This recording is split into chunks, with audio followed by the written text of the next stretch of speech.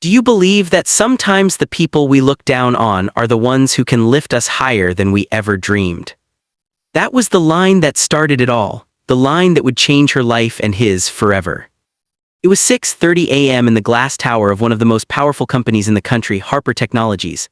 The city was still waking up, its skyline blushing with the first light of dawn. Inside the top-floor corner office, Alina Harper, the billionaire CEO, sat staring at her sleek, unresponsive laptop. It had crashed again right before her board presentation, the one that could determine the future of her company. She had spent the last 6 months preparing for this pitch, but the stress had worn her down. Her reputation in the corporate world was legendary, tough, brilliant, and untouchable. Yet behind that armor of success was a woman who hadn't smiled in years. She'd lost her father young, built her empire from ashes, and somewhere along the way had forgotten what compassion felt like. Alina pressed a few keys, frustration bubbling in her chest.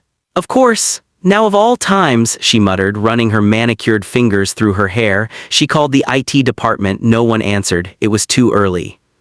Then she saw him, Daniel, the janitor, quiet, mid-40s, slightly stooped, with kind eyes that seemed to hold a quiet sadness.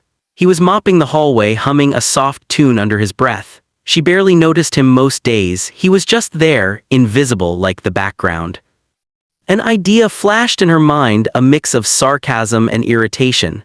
"Hey," she called out, half joking, half mocking, "you seem good with tools, maybe you can fix my computer." Daniel stopped, startled. He turned toward her slowly. Ma'am, I'm not." She waved her hand dismissively. "Relax, it's not serious, just trying to see if anyone in this building can do their job right today."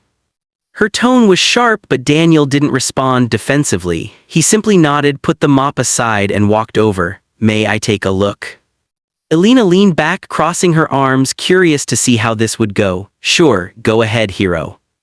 He gently sat down in front of the laptop, his movements calm, deliberate. For a few moments there was silence, just the soft hum of the air conditioner and the clicking of keys. Alina watched, a trace of amusement on her face. But that amusement began to fade as she saw Daniel opening hidden system files, typing commands she didn't recognize. "What are you doing?" she asked. "Trying to bring it back," he said softly, eyes still on the screen.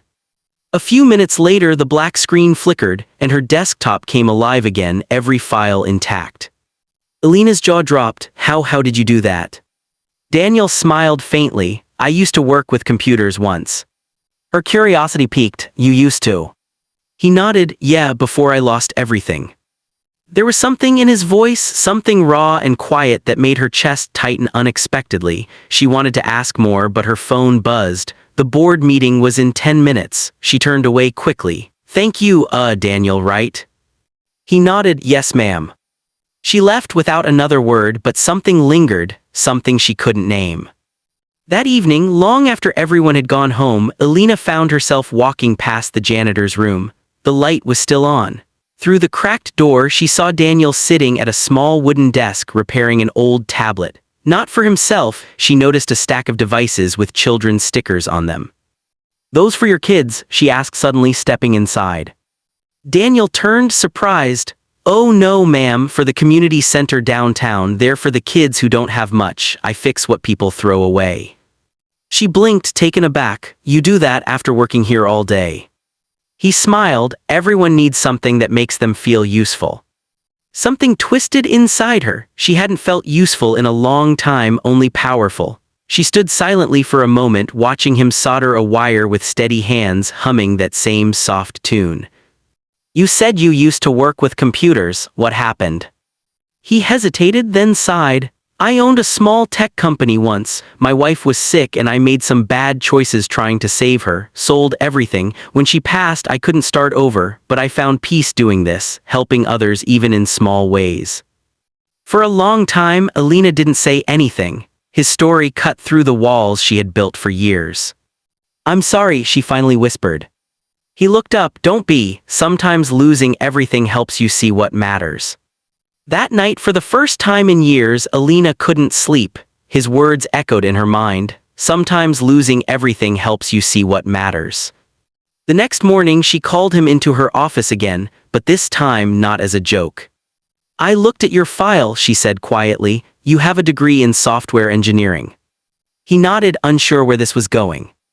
"I want you to help me with something," she said. We're launching a mentorship program for underprivileged youth. I need someone who understands both the technology and the heart behind it, someone real."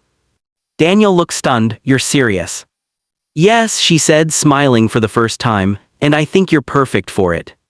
That was how it began, a janitor and a billionaire, building something together that changed hundreds of lives. Months passed, the program flourished. The company's image transformed not because of profit margins but because of compassion.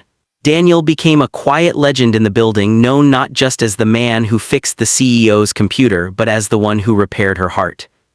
Alina, who once led with pride, now led with purpose. She visited the community center every weekend, watching children learn on devices Daniel restored. One evening, as they stood watching the kids laugh and play, she turned to him. "You know, the day my computer crashed, I thought it was the worst day, but maybe it was the best." Daniel smiled. "Sometimes things break so better things can begin." Tears welled in her eyes as she whispered, "Thank you, Daniel, for fixing more than just a computer." He looked at her, eyes gentle. "Thank you for seeing me." And that night, under the soft glow of the city lights, two souls from different worlds found something rare, a shared humanity that no wealth could buy.